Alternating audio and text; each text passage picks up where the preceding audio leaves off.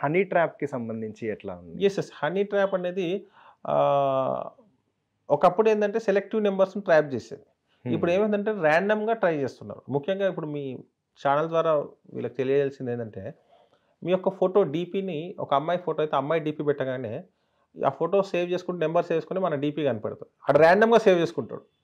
ఒక అమ్మాయి డీపీ రాగానే వాడు అబ్బాయి లాగా న్యూడ్ కాల్ అబ్బాయితో న్యూడ్ కాల్ దానికి డిఫాల్ట్గా వీడియో కాల్ చేస్తున్నాడు. లేకపోతే అబ్బాయి ఫోటో ఉంది అమ్మాయి ద్వారా చేయించేస్తున్నాడు. వాడు ర్యాండమ్గా వాడికి ఏ నెంబర్ డాటా ఎక్కడి నుంచి రాదు. వాడు నాకు కూడా కాల్ రావచ్చు, న్యూడ్ కాల్ మీకు కూడా రావచ్చు. ర్యాండమ్ కొట్టేస్తాడు. లక్కీగా మన నెంబర్ తగిలితే మనకు కాల్ వస్తుంది.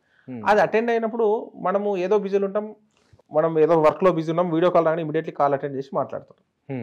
కాల్ అటెండ్ చేసేసరికి మనకు అపోజిట్ కంప్లీట్గా న్యూడ్గా కనిపిస్తే ముందు మన మైండ్ యాక్సెప్ట్ చేయదు. అంటే మనం ఎవరో అనే ఫీలింగ్తో మాట్లాడినప్పుడు అక్కడ ఇంకేదో జరిగితే మన మైండ్ అది కొంచెం దాన్ని ఆ షాక్లోకి వెళ్ళి మళ్ళీ రావడానికి ఒక 10 seconds పడుతుంది. ఇంకా కొందరు అసలు ఏందని మాట్లాడే ప్రయత్నం చేస్తుంటారు.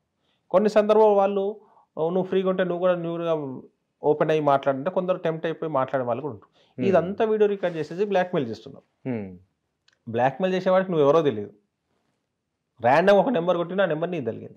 దాని తర్వాత డబ్బులు ఇవ్వకపోతే నీ మీద కేసు అవుతుంది, డబ్బులు పంపించాలని చెప్పేసి ఫోన్, లేదంటే నీకు ఢిల్లీలో కేసు అయింది, సిబిఐలో కేసు అయింది, సైబర్ క్రైమ్స్లో కేసు అయింది, నేను ఇన్స్పెక్టర్ మాట్లాడుతున్నాను, డిఎస్పీ మాట్లాడుతున్నాను, నీకు అరెస్ట్ వారెంట్ ఇష్యూ చేస్తున్నాం, మీకు పట్టుకోపోవడానికి వస్తున్నాం, ఇవన్నీ చెప్పేసరికి ప్యానిక్ అయిపోతున్నాం.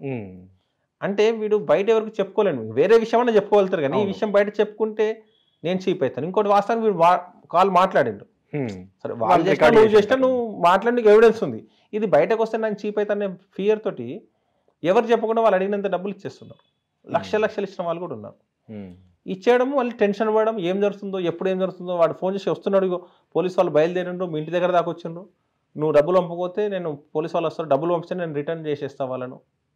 ఇవన్నీ సరికి చాలామంది డబ్బులు పంపుతున్నారు. మీకు ఎప్పుడైనా మీకు WhatsApp call, video call unknown వ్యక్తి చేసినా, నోన్ వ్యక్తి చేసినా ఈ ఫ్రంట్ కెమెరా క్లోజ్ చేసి కాల్ అటెండ్ చేస్తే ఫస్ట్ మన ఫేస్ రికార్డ్ కాదు. ఓకే, సో అక్కడ న్యూడ్ వీడియో ఉంది, లేకపోతే అమ్మాయి అబ్సీన్ కంటెంట్ ఉంది, ఇమీడియట్లీ ఫోన్ కట్ చేయండి. మన ఫేస్ రికార్డ్ కానంతసేపు వాడు మనల్ని ఏం చేయలేడు. ఇది చేసిన ఒకళ్ళు నిజంగా మన క్లోజ్ ఫ్రెండే ఫోన్ చేసి అప్పుడు ఫింగర్ తీసేయండి, 2-3 seconds, నష్టం లేదు.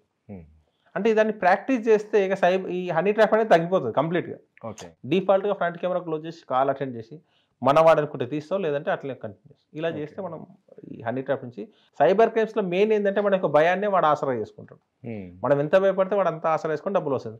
నువ్వు భయపడకుండా నువ్వు వాటితో కాన్ఫిడెంట్గా మాట్లాడి, నేను పోలీస్ స్టేషన్లో కంప్లైంట్స్ నేను చేసుకున్నా చేసుకోపోరా, నేనే స్టేటస్ పెడుతున్నా, ఇవన్నీ చేసరికి ఏంటంటే వాడు ఎదుటివాడు భయపడే అవకాశం ఉంటుంది, వాడు మిమ్మల్ని వదిలేస్తాడు. ఎందుకంటే సైబర్ అఫెండర్ నిన్నే టార్గెట్ చేయని, నీ శత్రువు కాదు, నీ పగోడు కాదు.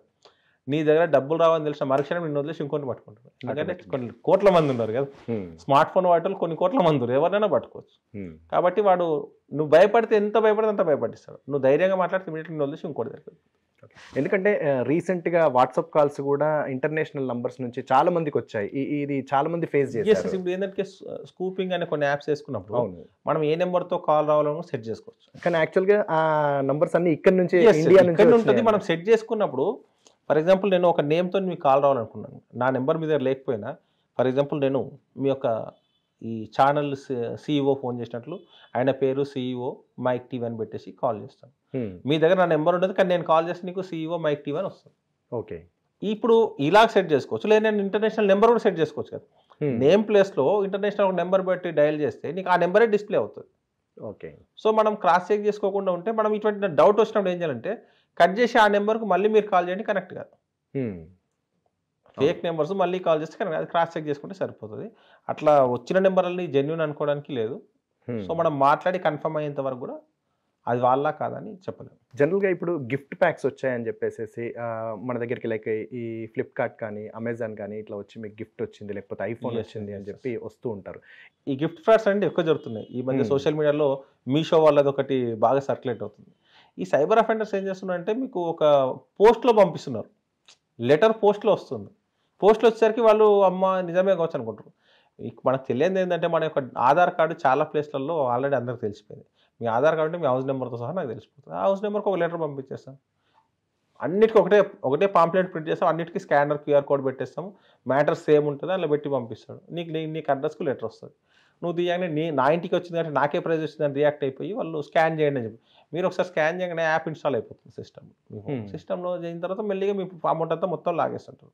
ప్రైజ్ వచ్చినప్పుడు వాడు లెటర్ పంపడానికి ప్రైజ్ పంపొచ్చు కదా, నీకు ఐఫోన్ వస్తే ఆ లెటర్ ఐఫోనే పంపించచ్చు కదా, నీకే వచ్చినప్పుడు నీకు పంపొచ్చు కదా. అవును. అంటే మనము ఒక బేసిక్స్ మర్చిపోతున్నాం. సైబర్ క్రైమ్స్లో బేసిక్స్ తెలిస్తే సైబర్ క్రైమ్స్ జరగవు. నీకు ఒక ప్రైజ్ రావాలనుకోండి, నువ్వు ఆ కాంటెస్ట్లో పార్టిసిపేట్ చేయాలి, మినిమం అమౌంట్ కట్టాలి. నీకు ₹1,00,000 ప్రైజ్ అనుకో, ఒక్కొక్కరికి ₹10 టోకెన్ తీసుకోమంటే ₹10 టోకెన్ తీసుకుంటే ఆ ₹10 టోకెన్ తీసుకున్న 10,000 మంది ఎవరికొకరు ₹1,00,000 వస్తుంది. అవును. అసలు నేను టోకెనే తీసుకోలేదు, నాకు ₹1,00,000 ఎట్లా వస్తుంది? నువ్వు మీషో కాంటెస్ట్లో పార్టిసిపేట్ చేయలేదు, లేకపోతే కోన్ బనేగా కరోడ్పతిలో కాంటెస్ట్ చేయలేదు, కాంటెస్ట్ చేయనప్పుడు నీకు ప్రైజ్ ఎట్లా వస్తుంది? ఆ చిన్న లాజిక్ మర్చిపోతారు, రియాక్ట్ అవుతారు. వాడు ఈ క్వశ్చన్ వానికి అడిగినాం అనుకో, ఇదే క్వశ్చన్ నీకు లెటర్ వస్తే నువ్వు వాడికి అడిగితే వాడు ఏమంటే మీ యొక్క వాట్సాప్ నెంబర్ ద్వారా మేము చేసినాము, ప్రైజ్ సెలెక్ట్ చేసినాము, ఫోన్ నెంబర్ ద్వారా అంటాడు. నిన్ను కన్విన్స్ చేస్తాడు. నువ్వు సైబర్ అఫెండర్ తోటి ఒక 10 నిమిషాలు మాట్లాడితే ఖచ్చితంగా కన్విన్స్ అవుతావు. వాళ్ళు ఏంటంటే టెక్నికల్గా సౌండ్ కాదు, కానీ సైకలాజికల్గా చాలా సౌండ్. ఒక వ్యక్తితో మాట్లాడితే వాడికి ఏం చెప్తే బోల్తా పడతాడు ఆలోచించి మాట్లాడు, మన వీక్నెస్ని పట్టుకోవడానికి ట్రై చేస్తాం. దానివల్ల ఏమైపోతుందంటే మనం తొందరగా నిజమైన నమ్మేస్తాం. అవును, నా వాట్సాప్ నెంబర్ ద్వారా వచ్చింది కావచ్చు, అందుకే నా అడ్రస్కే లెటర్ వచ్చింది కదా, నాకే వచ్చింది, ఇంతమంది మా ఊర్లో ఎవరికి రాలేదు, నాకే వచ్చిందంటే నిజమే కావచ్చు కదా. వాడు ఏంటంటే ఒకే ఊళ్ళో 10 మందికి ఏడు, అక్కడ ఒకటి వేసేస్తారు లెటర్స్. దానివల్ల అక్కడ వాళ్ళు రియాక్ట్ అవుతుంటారు. ఈ మోసపోయిన తర్వాత చూస్తే అక్కడ ఏమి ఉండదు. ఓకే, ఇలాంటివి జరుగుతుంది. అంటే ఇప్పటి వరకు ఈ హ్యాకింగ్, ఫోన్ కానీ సిస్టమ్ హ్యాకింగ్ సంబంధించి కానీ, ఈ ఫోన్ కాల్స్ యాప్స్కి సంబంధించి కానీ, ఇప్పుడు మనం అనుకున్న గిఫ్ట్స్ ప్యాక్, మీరు ఇప్పటి వరకు చూసినటువంటి కేసెస్ ఎట్లా ఉన్నాయి మీ వరకు వచ్చినటువంటి? అంటే ఇప్పుడు ప్రతి కేసు కూడా ఒక ఎంఓ స్టార్ట్ అవుతుంది, మోడస్ ఆపరెండి ఒకటి స్టార్ట్ అయితే అలాంటి ఒక 2-3 నెలలు జరుగుతాయి. 2-3 నెలల్లో పబ్లిక్ అవేర్నెస్ రాగానే ఈ అఫెన్స్ మానేస్తారు, వాడు కొత్తది ఎన్నుకుంటాడు. ఎందుకంటే 10 మంది ఇట్లా జరుగుతుందంటే ఎవరు చేయరు కదా. ఒకప్పుడు ఓటీపీ ఎవరు చెప్పొద్దంటే ఇప్పుడు ఎవరు ఓటీపీ ఫోన్ చేసి ఎవరు చెప్పట్లేదు. ఎందుకంటే పబ్లిక్ అవేర్నెస్ వచ్చింది కాబట్టి ఓటీపీ ఫ్రాడ్స్ చాలా తగ్గిపోయినాయి. కాబట్టి వాళ్ళు ఏం చేశారు, దాన్ని రూపాంతరం చెంది వేరే లాగా ఓటీపీ పెడుతున్నారు, డైరెక్ట్ ఓటీపీ క్యాన్సిలేషన్ కోడ్ అని, లేకపోతే మీకు రిజిస్ట్రేషన్ కోడ్ అని ఏదో అడిగితే మనం తొందరపాటు చెప్తున్నారు. కానీ అట్లనే రోజులు మారుతున్న కొద్దీ అఫెన్స్ స్టైల్ మారుతుంది. ఓకే, సో ఇన్ని కేసులు దీని మీద వచ్చినాయని చెప్పడానికి లేకుండా అయిపోతుంది. ఎంఓస్ చాలా పెరిగిపోయినాయి. ఇప్పుడున్న పరిస్థితుల్లో ఎక్కువ అయితే ఇన్వెస్ట్మెంట్ ఫ్రాడ్ ఎక్కువ జరుగుతుంది. Investment fraud and task based fraud ఎక్కువ జరుగుతుంది. తర్వాత లోన్ యాప్ ఫ్రాడ్ జరుగుతుంది. తర్వాత హనీ ట్రాప్ జరుగుతుంది. ఓకే, ముఖ్యంగా లేడీస్ని టార్గెట్ చేస్తున్నారు. లేడీస్ని, రిటైర్డ్ ఎంప్లాయీస్ని టార్గెట్ చేస్తున్నారు. ఇంట్లో కూర్చుంటాం, మీకు కూడా మెసేజ్ ఉంటుంది, రోజుకు 2,000 సంపాదించండి, ఇంట్లో కూర్చోండి, ఒక 1 అవర్ ఆన్లైన్లో స్పెండ్ చేస్తే సరిపోతుంది, మీ దగ్గర స్మార్ట్ ఫోన్ ఉంటే సరిపోతుంది అనగానే కొందరు టెంప్ట్ అవుతారు లేడీస్. ఏమైపోద్దంటే ప్రతిదానికి మా ఆయన అడగడం ఎందుకు, ఒకటి, లేదంటే మా ఆయనకు కూడా సపోర్టింగ్ ఉంటాం, ఆయన ఇంత కష్టపడుతుంది కదా నేను కూడా సపోర్ట్ చేద్దామని, లేకపోతే పిల్లలకి ఏదైనా ఖర్చులకు వస్తాయి కదా నేను ఖాళీగా ఉండే టైంలో స్పెండ్ చేసి, అంటే కొంచెం వాళ్ళకి ఆ సైకలాజికల్గా ఆలోచించి నేను కూడా సపోర్ట్ చేద్దామని, లేకపోతే నేను స్వతహా నిలబడదాం, ఈ కొన్ని ఆలోచనలతోటి దానికి రియాక్ట్ అవుతున్నారు. ఆ వాట్సాప్ నెంబర్ కింద ఇచ్చేస్తాడు వాడు, ఆ మెసేజ్ కిందనే వాట్సాప్ లింక్ చేయగానే వాడు డైరెక్ట్ మాట్లాడతాడు. ఓకే అండి, ఇది మీరు టాస్క్లు ఉంటాయి, ఆ టాస్క్లో విన్ అయితే మీకు అమౌంట్ వస్తుందని చెప్తారు. ఫస్ట్ టాస్క్ ఒక హోటల్ది కానీ ఏదైనా ఒకటి గూగుల్లో పంపిస్తాడు, దానికి మంచి రేటింగ్ ఇవ్వండి, రేటింగ్ ఇచ్చి స్క్రీన్ షాట్ తీసి పంపించండి చెప్తారు. ఆ గేమ్ పార్టిసిపేట్ చేయడానికి ₹300 కట్టండి అంటాడు. ₹300 కట్టేసి ఆ గేమ్స్ పార్టిసిపేట్ చేస్తూ తర్వాత మీరు విన్ అయ్యారండి, మీకు ₹500 వచ్చిందని చెప్తారు. ₹500 వచ్చేస్తుంది. నెక్స్ట్ గేమ్ అంటాడు, ఈసారి 4 హోటల్స్కి రేటింగ్ ఇవ్వండి అని చెప్తారు. సింపులే కదా అని రేటింగ్ ఇచ్చేస్తాను. అట్లా ఇచ్చినప్పుడు అంటే ప్రతి గేమ్ ఆడాలంటే ముందు నువ్వు కొంత అమౌంట్ కట్టాలి, ఎంట్రీ ఫీ లాగా. అది కడితేనే మళ్ళీ నీకు ప్రాఫిట్స్ వస్తుంది, లాభంలాగా వస్తుంది. ఒక 4-5 గేమ్లు వచ్చేసరికి నీకు ఒక 10,000 నీకు వస్తుంది అమౌంట్. 10,000 నీకు రాగానే చాలా కాన్ఫిడెన్స్ వస్తుంది, అమ్మ నాకు 10,000 వచ్చినాయి, ఇది ఏదో బాగుంది కదా. అవును. నెక్స్ట్ గేమ్ ఆడగానే అమౌంట్ రాదు విత్డ్రా చేసుకోవడానికి. ఇమీడియట్లీ ఏం చేస్తావు, విత్డ్రా చేసుకోరాకపోతే ఆ నెంబర్కి కాల్ చేస్తావు, ఏది నా డబ్బులు రావట్లేదు, విత్డ్రా రావట్లేదు. లేదండి మీరు 5 గేమ్స్ అయిపోయినాయి, ఇప్పుడు గ్రూప్ టాస్క్ ఉంటుంది, అంటే 20 గేమ్స్కి ఒక గ్రూప్, ఆ 20 గేమ్స్ అయిపోతే ఆ 20 గేమ్స్ అమౌంట్ మీకు వస్తుంది. ఓకే, ఆ ప్రతి గేమ్ పెరిగిన కొద్దీ నీ యొక్క ఎంట్రీ ఫీ అమౌంట్ పెరుగుతూ వస్తుంది. 10 లక్షలు కూడా పెట్టిన వాళ్ళు ఉంటారు. ఎందుకంటే ఈ 10 లక్షలు పెడితేనే నెక్స్ట్ అమౌంట్ మొత్తం వస్తుంది. ఆ 10 లక్షలు పెడితే నీకు 20 లక్షలు వస్తే నాకు ఆశ చూపిస్తాడు, నీ యొక్క అకౌంట్లో కనపడుతుంటుంది నీ యొక్క ప్రాఫిట్ ఇంత అని. అది వస్తుంది అని నమ్మకంతో వీళ్ళు పెడతారు. అది పెట్టేసరికి మొత్తం అయినాక లాస్ట్కి ఏమి రాదని తెలిసినా అప్పుడు రియలైజ్ అయ్యి పోలీస్ స్టేషన్కి వస్తారు.